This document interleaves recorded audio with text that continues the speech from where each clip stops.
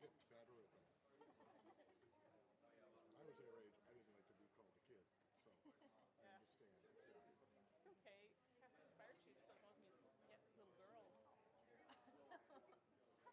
Are you on the fire? I'm the assistant. Well, I'm the assistant fire chief in Orland, and Casting fire chief calls me little girl when he sees me. And I'm 53 years Is old. it okay with you though? It's not fixable.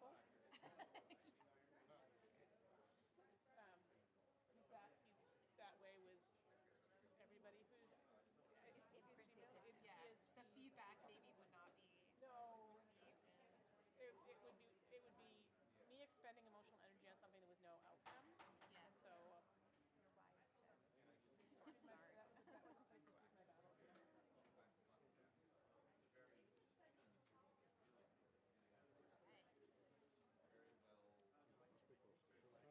You speak close to showtime? Yeah. 1 more minute.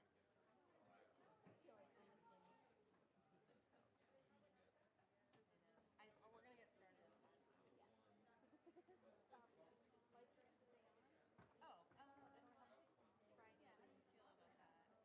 I don't know if Brian's thoughts are on for. I mean, the screen is visible. The screen is definitely visible, and it might be for like live streaming better to have. Yeah. I mean, I'm okay with it. Are you Bailey and Julia? Are you okay with the lighting? I like having them on better than off. Okay. You can Yeah. see people's faces. Yeah. Okay. That way it feels more like a. No, because we were trying to not have feedback. Sounds perfect. It's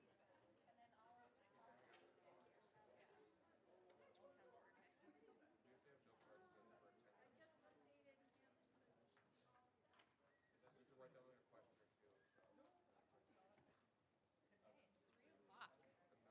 Welcome, everybody. Can you all hear me? Okay. Ellie says yes. All right, welcome, everyone. This is our first seminar presentation of the spring 2025 semester. I'm going to kick us off first to ask if there are any announcements.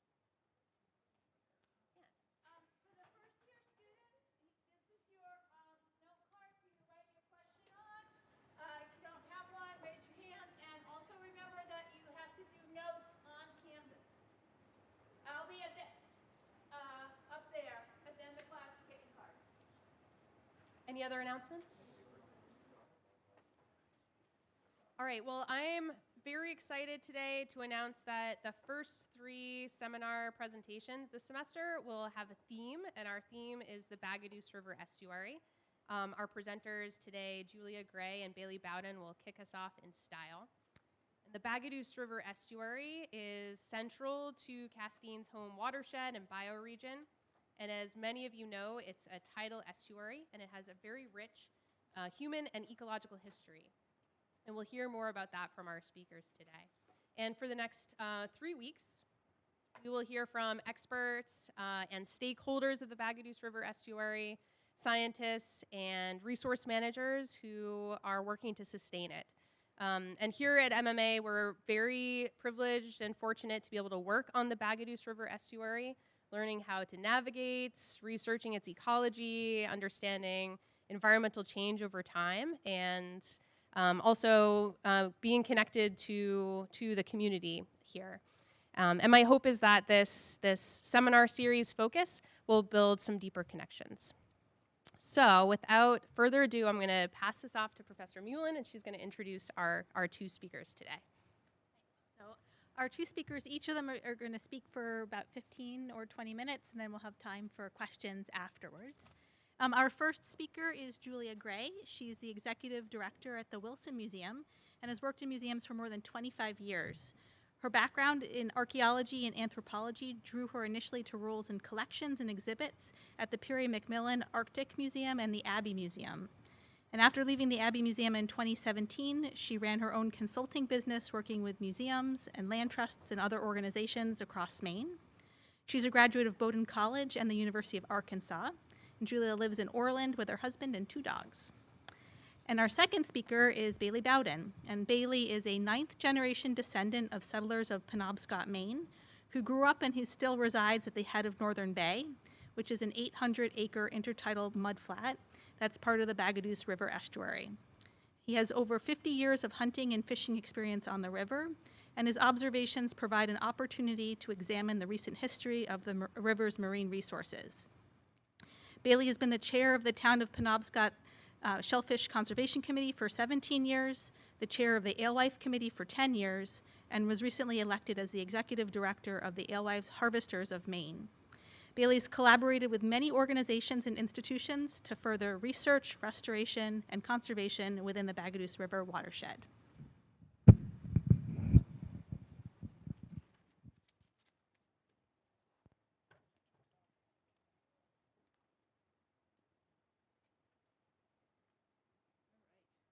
Well, thank you for the invitation to participate. I think it's really cool. I've followed Bailey's work, and Bailey is featured on documentaries. He's like world famous. I'm just Orland famous, but very excited to be paired with Bailey. So I'm going to talk. We're going to start out in the Wabanaki, the land of the dawn, which is the Wabanaki homeland, in which the Bagaduce Estuary and Bagaduce watershed is at the heart of this Wabanaki place. But I want to also make sure that I am clear that I'm framing this as from an archaeological perspective, from who I am. And as you are all starting, kind of coming into your careers in this work, I want to talk a little bit. I'm not going to read this all through because I planned for like 40 minutes and then found out I had 20 minutes. So I talk very fast. So forgive me. But most of you are from Maine, so probably you'll keep up. I am a settler descendant. I am not a Wabanaki person. I'm not native. I came to archaeology from an undergraduate degree in anthropology, which did bring me into archaeology from a four-field perspective. So I was coming at archaeology with a background in cultural and social anthropology, biological, linguistic, and archaeological fields of anthropology. There are folks that come into archaeology from the sciences, and that can lead to a different framing, a different perspective in terms of the work that they do. And I did archaeology in Maine as a summer job for cultural resource management, so environmental impact survey work, for several years before I worked with any Wabanaki people. So I was coming at this from an academic perspective, from a settler perspective. But then I had some early opportunities to work with Wabanaki archaeologists, and that began a transformation in my thinking about how the work I do, what I can understand, the perspectives I can bring. And then with more than 17 years at the Abbey Museum in Bar Harbor, where I worked intensively with Wabanaki knowledge keepers, archaeologists, spiritual knowledge keepers, and so on, I was able to really more fully transform the way I approached the work that I did as an archaeologist, as a museum professional, and to learn to recenter my thinking and really have it be more powerfully informed by Wabanaki knowledge. So the archaeological interpretations that I share, and that those of us that are doing a lot of this work now in full collaboration with and guided by Wabanaki perspectives, ends up with a much richer story, a much richer interpretation than we would have if we were, as kind of had been in the past, ignoring oral tradition as being not as valid or those sorts of things. So do know that this is where I'm coming from. I have worked a lot with Wabanaki folks and have been they've been very generous in sharing their knowledge, but it's key to know that I am who I am, and that's whose perspective you're getting today. And if you were to hear this from a different archaeologist or a Wabanaki archaeologist or a Wabanaki knowledge keeper, the story would potentially be very different. Just a quick overview for those of you who are not familiar with who I'm talking about, the Wabanaki, the people of the first light. They're a confederacy of tribes whose homeland encompasses northern New England and of the bulk of maritime Canada. And that includes Abenaki, Maliseet, Micmac, Passamaquoddy, and Penobscot nations today. They have been here in their homeland for generations, and the oral traditions tell of their creation here, and this is their home. This is where they were created. So the Wabanaki story of their own history is not one of migration across the Bering Land Bridge or any of those things. This is their homeland where they have always been since time immemorial.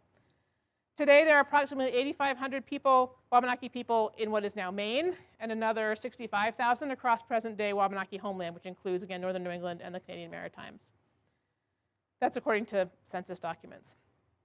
Unlike many tribes in the eastern United States, the Wabanaki were never removed from their homeland. They have stayed in the same place, the landscapes. They've been able to continue to speak their language, practice their cultures in the same environment where they were created. They were also among the first Native Americans to encounter Europeans more than 500 years ago, and that recent history of that. So you've got At least 12,000 or 13,000 years archaeologically documented, perhaps much more as new knowledge kind of comes to light. So 500 years is a very small, that's recent history for the Wabanaki, right? We think of 500 years as a long time. That's recent history for those folks, for them and their cultures. And it was a period of both great loss and incredible survival, considering the odds. And Wabanaki people today, which we'll end on Wabanaki people today, are engaged in ongoing efforts to protect their sovereignty, to address human rights issues, and to preserve and support their languages, cultures, and economies. So this is a map developed for an interactive at the Abbey Museum that gives without missing Newfoundland. So Newfoundland is not on this map. Newfoundland is Wabanaki territory today. We don't know exactly the kind of pre-European history of Newfoundland. There was incredible loss there from early contact. But this is in the mainland, kind of northeastern North America, where the Wabanaki homeland exists. And as you can see, the lines are fuzzy. We don't draw hard lines because these territories did not have hard boundaries, and were in fact probably prior to European contact a web of complex extended family networks that then evolved into these contemporary nations in order to be able to respond to European diplomatic practices. Again, we'll kind of breeze through this, but you'll have a copy of this PowerPoint available. So this is how archaeologists present Wabanaki history over the past 12,000 years. We break it down into these time periods. We have what we call the Paleo-Indian period, which is about from the first archaeological evidence of humans in what is now Maine, around 12,000 years ago, coming into a tundra-like environment with megafauna, woolly mammoths. There was a woolly mammoth in southern Maine with a stone tool in it, so we know they were hunting these large animals. Very different environment from today. To starting around 9,000 years to about 3,000 years, the environment was starting to look a lot more like it does today. We had woods, we had rivers, we had forests. It may have been actually more heavily wooded in some places. Well, certainly than it is today, but than it was upon the arrival of Europeans. And there were abundant local resources that they relied on, both land-based and water-based. It is thought, based on archaeological evidence, that dugout canoes may have been a primary form of transportation during this time period because we have lots of heavy stone tools that would have been ideal for making dugout canoes. This is also a period of time that is known by archaeologists for its elaborate burial practices. We find these large cemetery sites in places like Orland, Bucksport, Castine, Blue Hill, and are seeing evidence of an elaborate ceremonialism that's happening at these. I love this. So the image there is, I think, probably a sturgeon figure that was found at a Passamaquoddy site in Washington County, a little from that time period. Around 3,000 years ago was probably about when the coastal environment that we're sort of familiar with had settled in. We had the coastal spruce fir forest that we have today. The Gulf of Maine had reached about where it is today in terms of its tidal amplitude, its water temperature. You started to have the cold waters. Prior to that, there'd been much warmer waters with actually you could hunt swordfish from canoes up to about 3,000 years ago off the coast of Maine. And people started to settle into larger communities. They started to have, a little bit south and west of here, they started to grow corn, beans, and squash, have bigger, sometimes fortified villages. They started to create clay pots, clay vessels for storage and transportation and processing of food. And this is the lifestyle and the environment that they were living when Europeans arrived 500 or so years ago. So I have 1550 to 1750. I think there's a very good chance that there were European fishermen here before that. We think that there was a Basque presence certainly in the Northeast very early. And some of the earliest European encounters with indigenous folks around here, they were already wearing European-style clothing. They already had European boats. So it may have, in fact, been earlier than that. This had been thousands of years of transformation and adapting to a changing environment, to changing sociocultural networks. European contact was like getting hit by a train, right? Like there'd been an ability to adapt to changing environments, certainly human change and so on. The arrival of Europeans was incredibly destructive. They brought in disease, they brought in changed cultural expectations, they brought in warfare. So there was all different types of violence that impacted the native folks who were living here and had been for thousands of years. They lost upwards of 85% of their community members to disease, more to warfare. And yet, They are still here, right? And they are literally still speaking their languages. They never stopped. They didn't have to relearn it. They were still speaking their languages. They still know the names of the places where we live. So those thousands of years of adaptation, they were incredibly resilient folks who have managed to continue to do that. Just to get a sense of how important the Bagaduce estuary and watershed, and I tend to think a little bit, so I'm going to be talking about the watershed a little bit more than just the estuary, but this place was incredibly important for the Wabanaki. We know from early European accounts that diplomatically it was a very important place, but just looking at the maps that show where we have what we call archaeological sites or cultural spaces associated with Wabanaki, this is a map, this shows Brooksville, so this shows each of those squares has an archaeological site within it in Brooksville. Here you have Penobscot, so you've got all along the waterways within the town of Penobscot, you have the little blue squares. And this one, I didn't have a map for this area that was broad enough. We don't generally share the specific location of these archaeological sites because people destroy them, not you all, but other people do. But just within this section of map, there are 34 Wabanaki archaeological sites. The majority of these are from that last 3,000 years. There are several that are older. But this was a very heavily occupied and densely used place for the Wabanaki for thousands of years. Just some examples of the types of cultural artifacts that we find. These are from a site, actually from a site over on Frenchman Bay, because that's where I had been working at the Abbey, so that's what I have pictures of, that show stone tools, bone tools, clay pottery, shell beads. That's a nice range of example. And I want to talk a little bit about how the environmental data that these spaces provide and what we can understand about Wabanaki use of the environment for the Bagaduce watershed and surrounding areas. So we know that they were getting stone locally, and they were trading for stone from great distances, as far away as Pennsylvania and Labrador, to get stone to make tools. We can see what animals they were using to make tools out of. We see a beaver tooth in kind of the center right of this, other bone being used to make tools. So we're starting to get a sense of kind of how their use of their natural environment for this. Some of the richest resources archaeological resources for understanding the changing environment in these places is, for example, this is archaeologists call it a feature, or a space in the environment. So what it is like a fire hearth or a food storage pit. And these oftentimes have very well preserved food remains. So plant remains, animal remains. They're where we get the charcoal to be able to do radiocarbon dates, so we can know more specifically what time in history these places were being used. They'll tell us about food storage practices, about food cooking and processing techniques, and so on. And if you become an archaeologist and do more work, then you get more familiar with how to see a feature versus just the dirt and the rocks.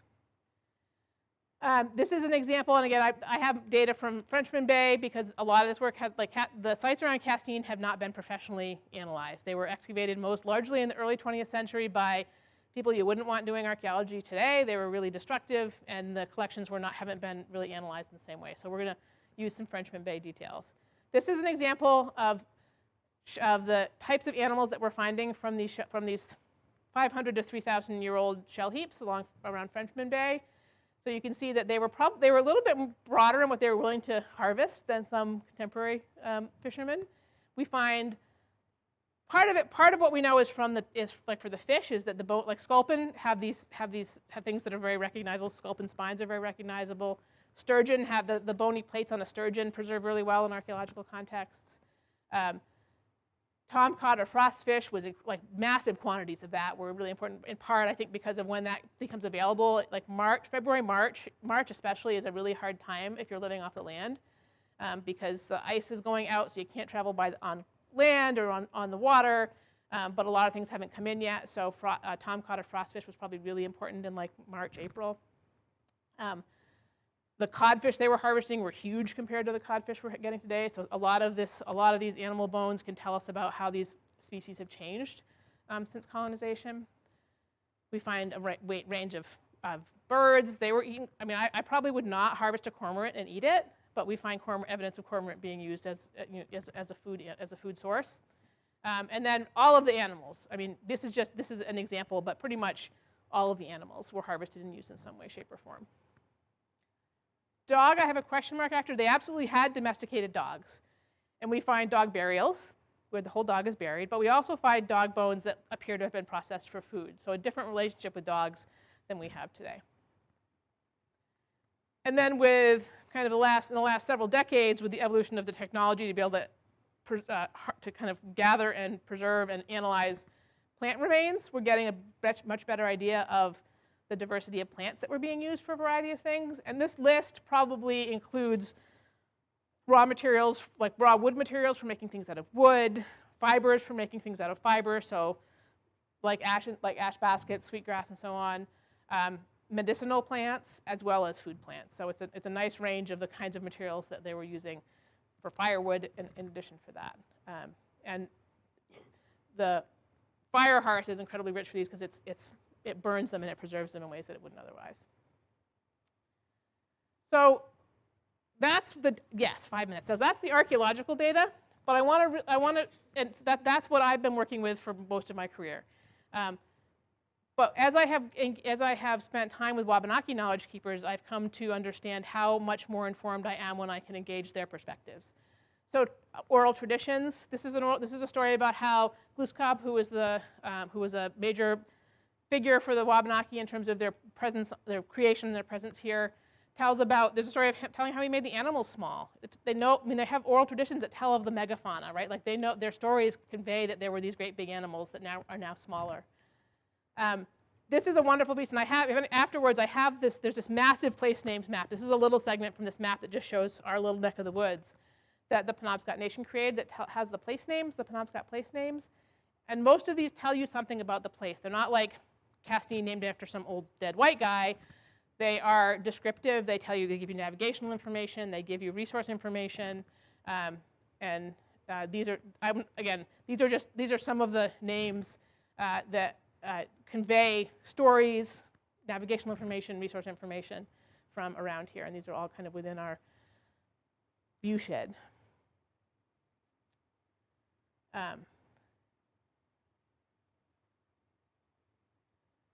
Language itself is an incredibly important resource for understanding Wabanaki history and landscape. This is a couple of examples from Passamaquoddy. There's a website that's the Passamaquoddy Maliseet Dictionary. And then Passamaquoddy tribal members have access to an app for language learning and language preservation.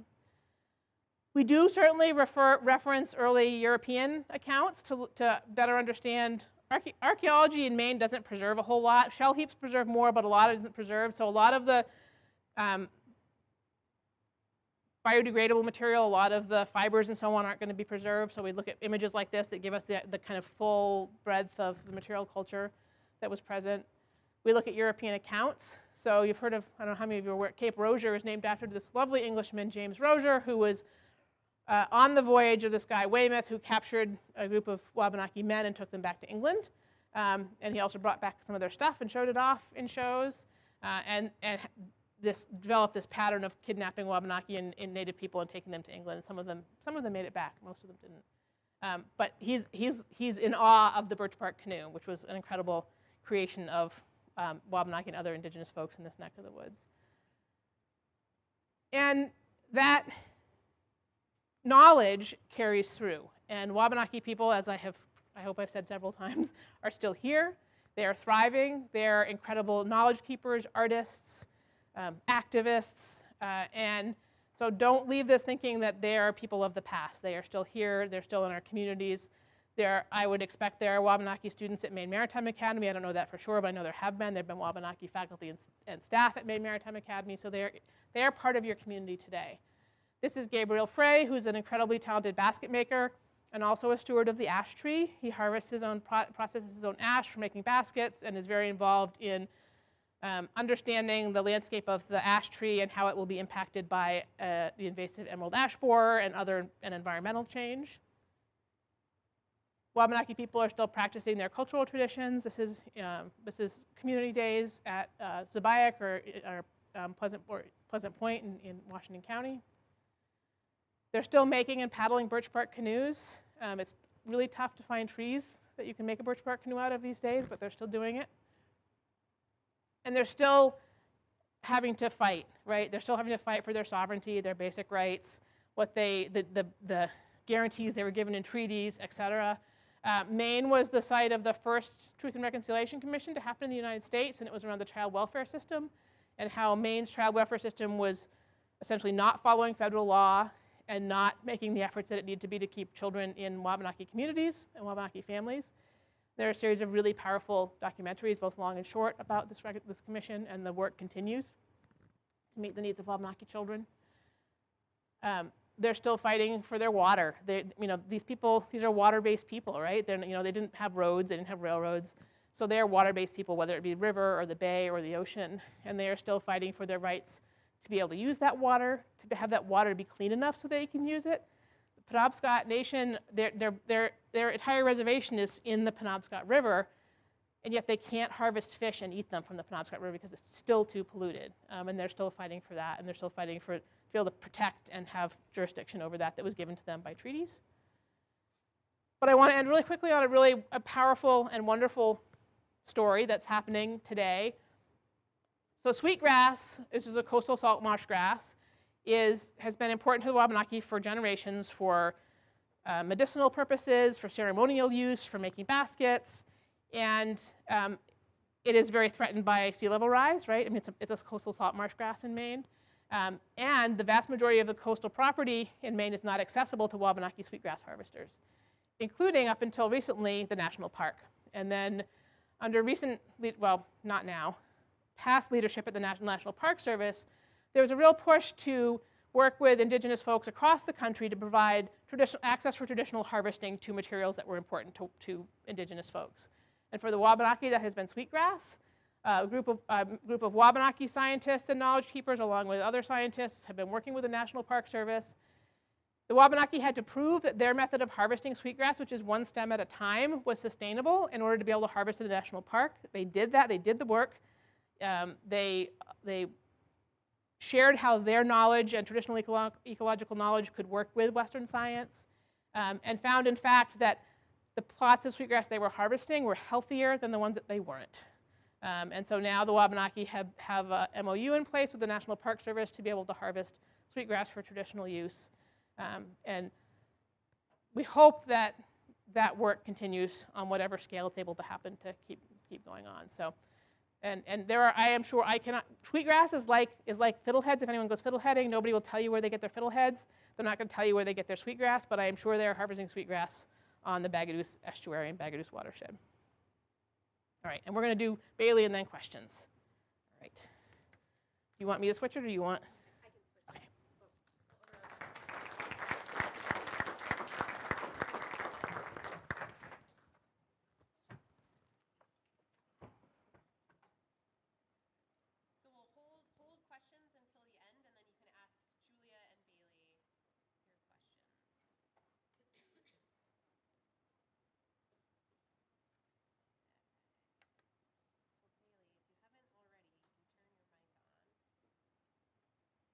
I think I'm on. Can you hear me? Uh-oh. How about now? Speak a little louder. Some heads nodding. All right. Perfect.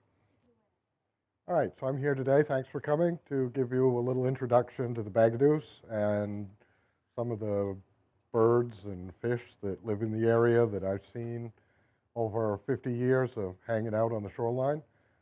So my favorite on the top left, I'll start with that, are belted kingfishers. So I think these are like the punk rock stars of the bird world because they get a nice spiked mohawk when they're interested in weird color. They're just a weird shape, big beak. The next thing is a snapping turtle, a couple of horseshoe crabs.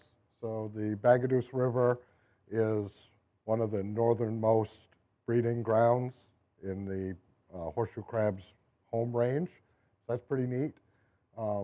Sea lamprey, just happened to find one of these a couple years ago, and baby flounder that I caught while we were doing some beach seining.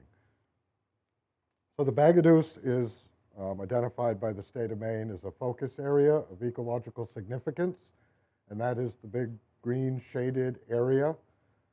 And that is because we have over 2,700 acres of tidal wading bird and waterfowl habitat, extensive shorebird areas, horseshoe crab breeding habitat, over 1,000 acres of shellfish and worm habitat. A lot of fish are here. So rainbow smelt, American eel, alewife are always on the verge of being listed as a species of concern, and then they're off the list and they're on the list. We also have Atlantic salmon, which is an endangered species, along with sturgeon, another endangered species, and sea-run brook trout, which is kind of rare these days. We also have had in the past and still do have some eelgrass beds on the Bagaduce that are left, and a lot of this eelgrass beds and the rockweed beds, and we have some nice kelp beds as well, provide great habitat for juvenile fish to grow up. And we've got a lot of salt marsh areas around the shoreline of the Bagaduce. So getting into kind of like almost the geology of the place or the physical shape of the Bagaduce, these 4 triangles represent narrows, constrictions within the bay that make this a pretty funky place, kind of unlike many other places around Maine. So down here around Castine, this is really more of an ocean habitat because it's very salty water and deep. Then as you move upriver, this is more like a fjord, and I'll have a depth map coming up so you can see what I'm talking about there. Then as you move above that, a lot of it is really a true estuary where the water is more brackish with a lot of freshwater intrusion. And then way up at the very top where I'm from is Northern Bay, which is a 800-acre tidal flat, which used to be really good clam harvesting area until the green crabs came. So looking at the depth chart, you can see Castine is down at the very bottom left and 71 feet just behind the stern of the ship. And it goes 50, 47, 40s as you go up the river, still pretty deep. Then you get into, on the left side of the screen, that area I'm calling fjord-like. You'll notice it's really narrow and deep with steep sides, and the current really rips through there, so it's a hard place to set lobster gear because it's not going to stay there. It's going to wash back and forth. Then right where the narrows are, just a little look at this, right up here at the narrows. You see there's a 53-foot hole, then it goes to 15 feet, 16 feet, 45 feet, 2 feet. Over here it's 5 and 8 feet. So the bottom of the river there is just going up and down and up and down. And that creates an incredible amount of current and eddies and whirlpools, and all kinds of things are happening in that area. So this is a better look at it. So the Jones's Narrows is 200 yards wide. And you can see there, I've blown it up, and you can see how the bottom is just so up and downy. And I think, is it the next slide? So the current going through there is around 5 knot, according to NOAA statistics. Haven't measured it myself, but if you go through it with a boat, if you're definitely in a kayak, you're going to think it's more than 5 knots because the water is really moving. And if you're trying to go against the current, not good in a canoe or a kayak. You really need to hug the shoreline and stay out of the main flow of the current. It's a pretty interesting little spot, but this shows the large tidal flat, and all the dark green areas are intertidal mud flats. And then you get into the far end of the Bagaduce, and that's a subtidal area. It's not very deep, but that's where most of the eelgrass is still left in the Bagaduce River. It hasn't disappeared yet. Let's hope it stays there. So an interesting thing about the Bagaduce is the tidal variation. So that's Jones Narrows, just up the river, not too far from here, 200 yards wide, as I said. So when the tide comes in, you have the force of the ocean driving all the water into this embayment. So the force of that is really incredible, right? You get the whole ocean pushing in. So when it's high tide in Castine and you hit slack tide, it's no longer coming in. the water height is still above all the water height above those two white arrows. So the tide will be going out in Castine, but the tide is still coming in above those two arrows. And it's the same at all four of those constrictions or narrows on the river. So there's a huge difference between high tide in Castine and high tide anywhere else on the Bagaduce. And it's even more pronounced when the tide goes out, because then you've got the ocean going out. The water that's in the bay doesn't have that big surge of the whole ocean to force the water out. So it takes longer for the water to come out of the river than it does for the ocean to push it back in. So here it is. If you've got low tide at noon in Castine Harbor, right at Jones Narrows, it's going to be low tide at 2. And if you get to Johnson's Point in Penobscot, it's 45 minutes after that. If you get down to where the Bagaduce lunch is, I don't know if you folks have made it down there yet, that's more like 3:30. And to get way down in the far end of the river, it's 3:45. So that's 3 hours, 45 minutes difference between the upper end of the river and here in Castine Harbor. And it's only 12 miles away. And straight line, it's only like 7 miles if you go over land. So I find that to be a really unique feature of the Bagaduce. So several of these are pretty good reversing falls. So if you like to kayak, these are the places to go and have fun. Just wear a life preserver, because you never know. Oh yeah, and here it is, the 2.6 meters per second is the NOAA estimate of the current at Jones Narrow, the first one. And that's the one that has the most current that's natural. Down by the Bagaduce River, they built a bridge over the river, so the current rips through there as well, but it's man-made, so it's, and I don't know if anyone's done the testing to see what the current speed is there. Probably they did when the DOT built the bridge, but couldn't find that information. So the Bagaduce is also home to several species of concern.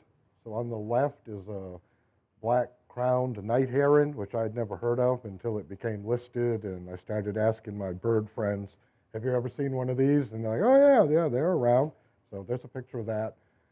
Rainbow smelt, we have plenty of those. Bald eagle, alewife, and that cute little bird on the bottom left is a red knot, which comes every year to feed on the horseshoe crab eggs that are laid within the Bagaduce. And those horseshoe crab eggs are really important, because I'm pretty sure those birds fly almost nonstop to South America once they decide to get out of here and go. They leave Canada, they stop here in Maine, and then they straight line it to South America somewhere. So feeding on those horseshoe crab's eggs is really important for their survival. So we need to keep the horseshoe crabs around, so we have the birds. I mean, the one thing I've learned in doing this over the years is everything is just so interconnected that if we lose one species, we're in trouble, right? It's a food web. So in the Bagaduce, we have several commercially harvested fisheries still: lobster, Jonah crab, scallop, urchin, alewife, mussel, and soft-shell clams. And there used to be a really huge rainbow smelt fishery back in the 1800s, where they were caught and sent to market in New York, I think, and Boston. I was just thinking I didn't put eel on there, which some of my eel fishing friends would be pretty bummed out that I didn't include them, since it's a pretty lucrative business these days.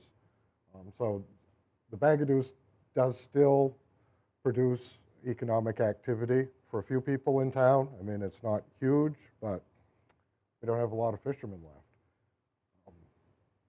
So here's a little map showing the eelgrass beds and what's happened over the last, oh, what's that, 10 years, 15 years in there somewhere, I think is the study. So you see down in the upper Bagaduce end, the light green indicates that it's disappearing. It's still there, but it's disappearing. And you can see the dark green means it's flourishing. So not a lot of dark green on the right side versus the left side. You can see down around Castine Harbor over into Brooksville, it's gone. It's no longer showing up. One of the interesting things, if I can get the pointer to work, you see right here, to the west of that gut, it's actually spreading where it isn't over here. So that's kind of a good sign that we've got new eelgrass beds appearing, but in the grand scheme of things, it's a net loss for eelgrass in the Bagaduce, which is a bummer. When I was a kid, all of Northern Bay, this whole end up in here was predominantly eelgrass, and I'll get to that towards the end of this discussion. One of the big questions is what's happening to the eelgrass? Why is it disappearing? There's a lot of blame being put on green crabs because they do walk around and rip up eelgrass, kind of foraging for what might be underneath it.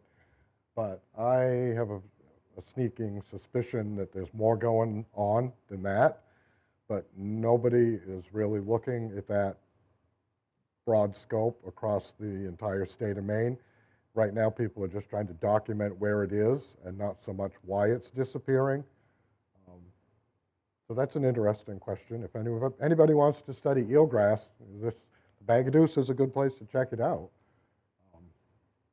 So this is a map showing the tidal wading waterfowl habitat and shorebird areas. You can see pretty much the entire Bagaduce, anywhere around the shoreline, is wading bird habitat, duck habitat. Probably the biggest reason why we're listed as a focus area of ecological significance. The number of birds, in my opinion, is down considerably in 50 years, but there's still a lot of species showing up. So blue heron are abundant, belted kingfisher again, great egret. When I was a kid, those weren't around. We're starting to see a lot more of those showing up in the last 10 years. Nice picture of a fish hawk, an osprey. Yellowlegs are pretty abundant. Ringneck ducks, hooded mergansers, belted kingfishers. There's the spiked punk haircut that I like. Goldeneye. We still do have quite a few Barrow's goldeneye, which are, not sure if they're endangered or listed. 5 minutes? All right. Red-breasted merganser, palmated plovers, bufflehead, egrets, plovers by the handful. Harbor seals. So we have plenty of harbor seals. Everybody likes the cute harbor seals. So in 2001, study was done with UMaine, and I think it was Woods Hole.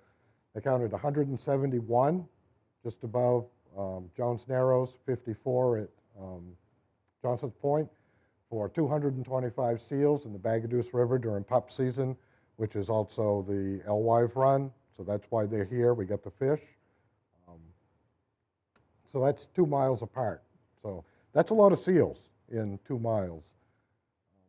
In 2012, we had a green crab invasion, and you can see where they burrowed into the salt marsh peat, which when the tide comes in and out, the water goes in and out of that hole, and the holes causes severe erosion. So this is, got these backwards. The 2013 should be on the left, but it's really hard to tell. But right here, there's a stone you might be able to make out. That's the same stone right there. So all of this shoreline in 12 years eroded completely. It's pretty amazing how fast that shoreline is going away. And I had one guy from Wells Marine Estuary Institute or something, figured that that was 500 years of erosion done in 1 year due to the green crab damage. So that's pretty depressing. So these are how many green crabs you can catch in 10 lobster traps in about an hour set. Just ridiculous amount of green crabs in the Bagaduce River, which ate all the clams and the mussels and the barnacles and just about everything there is to eat. So some weird pictures.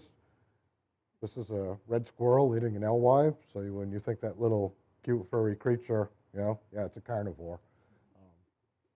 Here's one, what makes this a rare lobster? I'll go through it pretty quick because probably nobody's going to know. But right there, that is these two little spikes right here. The one on the right is a female appendage. The one on the left is a male, so it's a hermaphrodite lobster. Supposedly like 1 in 10 million, so they're as rare as a blue lobster.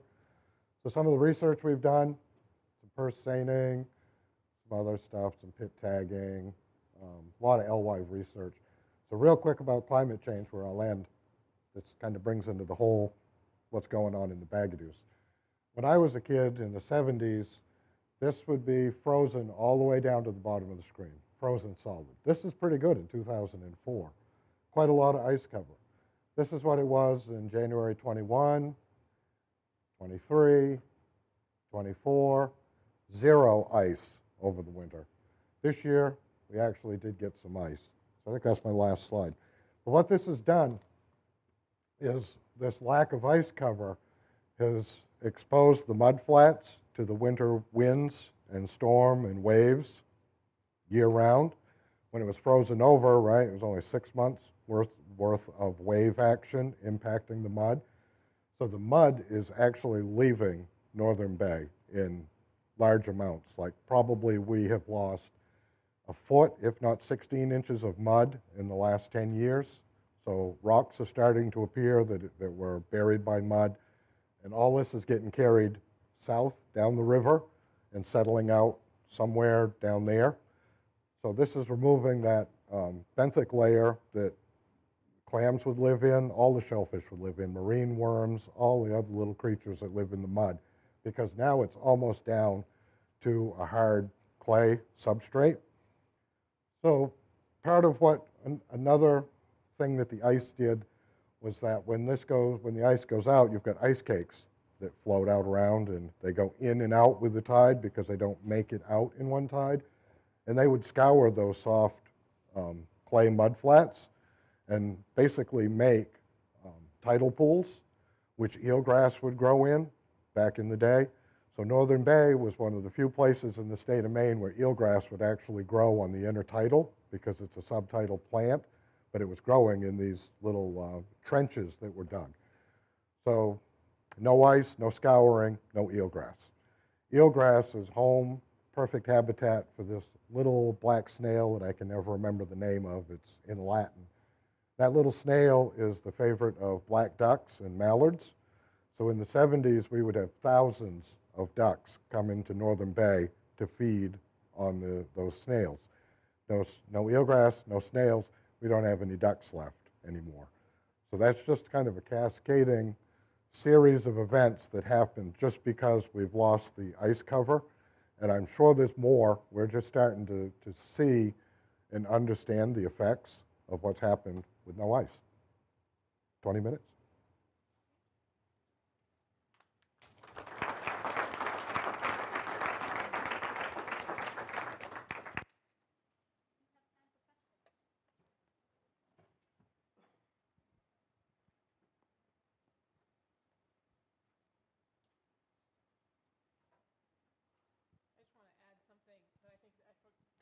So Bailey can speak to the last 50 years or so, and archaeological sites, especially shelves, we find tomcod, which is also an eelgrass bed adapted fish, and we find archaeological sites, we've seen them in Frenchman Bay, I'm sure they're here, where there's large quantities of tomcod, and they were not transporting these. These were because they were probably located, there was probably eelgrass right out in front of where they were harvesting these tomcod, and there is no eelgrass there now. So that we're adding, hundreds to thousands of years to that record of climate change by understanding what was there and was harvested by Wabanaki folks as well. So, but that change was over 3,000 years as opposed to 50 years. So the pace is definitely different. Hello. Thank you for coming to speak to us. My question is in regards to seals and how it relates to fishing. So over your time of being in this area in general, and the population of seals from when you were a kid to now, would you say that it's increased or decreased relatively? And do you think that has had any impact on the fishing over time? Thank you. Sure. The number of seals has definitely increased because When I was real young, it was legal to shoot seals. I think it was 1972 was the Marine Mammal Protection Act was passed. So fishermen would keep the seal population in check because they eat lobsters and other fish. Yeah, they eat a ton of the alewives that I'm trying to raise to catch, but they have as much right to be here as I do, so I just have to put up with it and try to raise more fish. Got to feed the eagles, got to feed the osprey, the seals. The Passamaquoddy word for the alewife is the fish that feeds all. So bringing them back is really pretty important to the ecology of a place. But definitely more seals now than 50 years ago.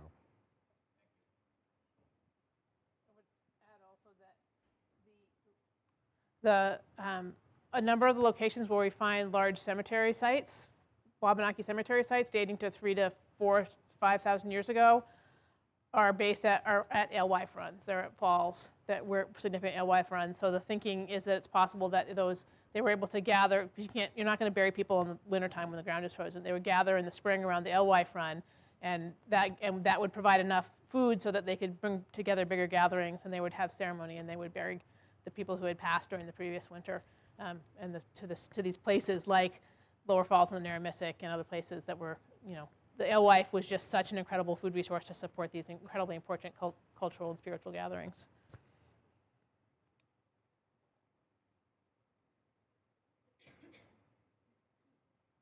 Any other questions? Well, if not, thank you very much. And hopefully we will continue to learn more about the Bagaduce for the next 2 weeks, if not more.